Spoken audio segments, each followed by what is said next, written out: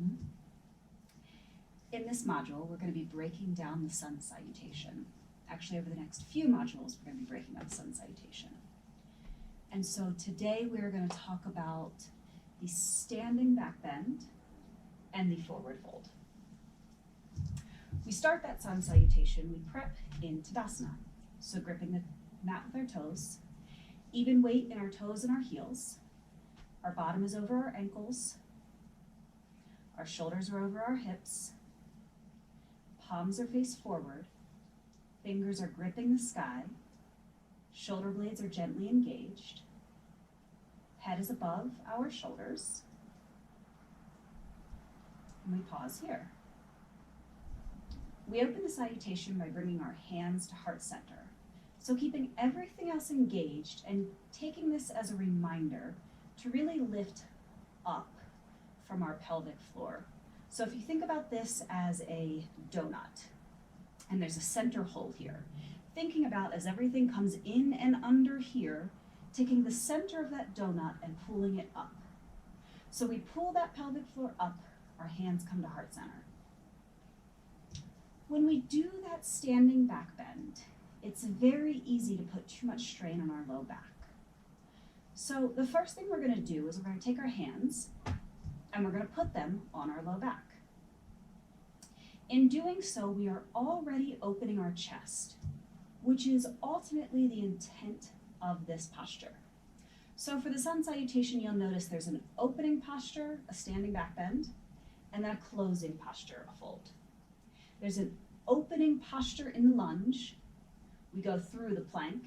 There's a closing posture in the knees, chest, and chin. An opening posture in the cobra. Closing posture in the down dog. Open through the lunge, close through the fold, open through the stand, release. Yeah? So we start with that open. We bring our hands to our low back, our chest opens. This may be the extent of where we go for our standing back bend, and this is far enough. Another option is to clasp our hands behind our back, and that will open our chest again even further. From there, assuming that our pelvic floor is still engaged, the next thing we're going to do is not drop our head. So the head doesn't go.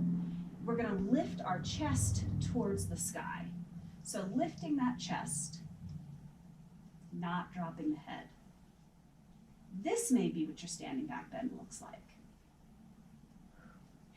If you are comfortable there and you decide to use your arms, first I'm going to bring my arms right out in front of me, and I'm going to pull back with my shoulder blades to make sure that I'm engaged there. And then keeping those shoulder blades engaged, I'm going to start to lift. This may be as far as they go. If I can keep my shoulder blades engaged in where they are, then maybe I'll lift all the way. Once I'm here, my ears stay between my arms, my pelvic floor is engaged, and again, I'm going to lift my chest. I'm not dropping my head, so I'm going to lift my chest towards the sky.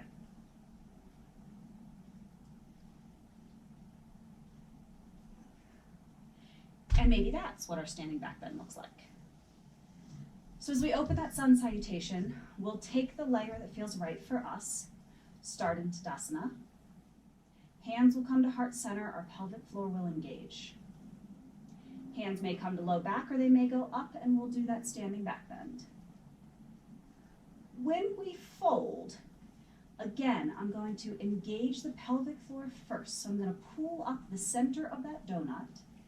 Then I'm going to tuck my belly in, and then hinging here at the waist, I'm going to start to fold forward. When we are talking about a forward fold, I would rather, and do what you want, but I've seen more value when people bend their knees in their fold than when they try to bend from straight legs. So if your knees are bent, your head, the very crown of it, you want to drop that towards the mat. So my knees are bent, the crown of my head is dropped towards the mat. My arms can dangle by my sides, whatever feels good. I can grip both elbows if that feels nice. I can can also clasp them behind my back and lift them up towards the sky. So whatever feels right for you and your arms in that forward fold when we do this full sun salutation, take it.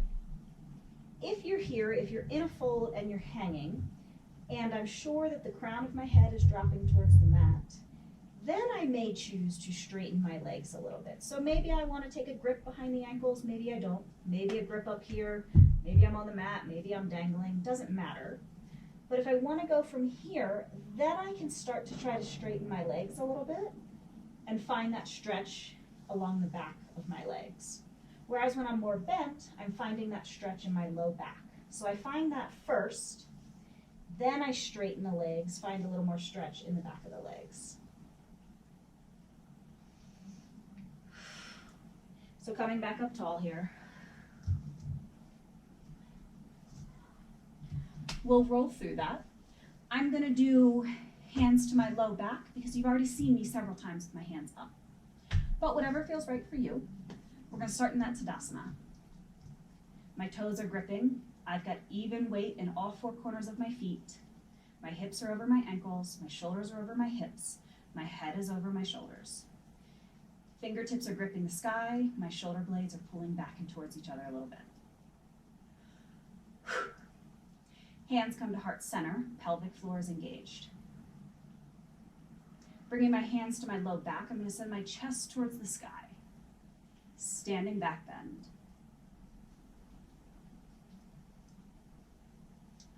Clasping my hands behind my back, I'm going to engage the pelvic floor. I'm going to pull my belly in. I'm going to fold forward with knees bent. I'm going to send my hands up over my head.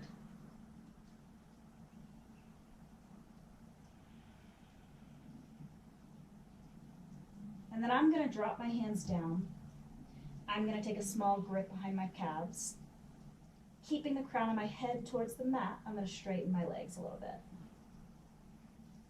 I'm going to hold here and take a little stretch.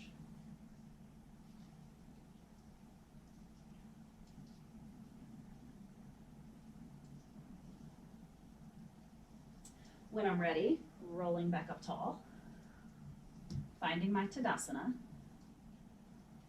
taking a minute to find some gratitude for my body, to breathe, and to say, good job, B. Well done.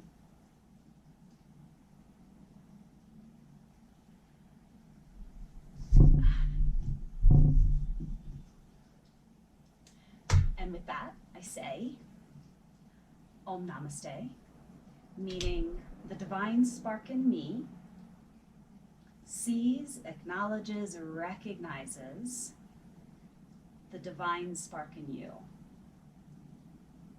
The underlying philosophy here being that we all are composed of the same divine essence. And I love you. Om Namaste.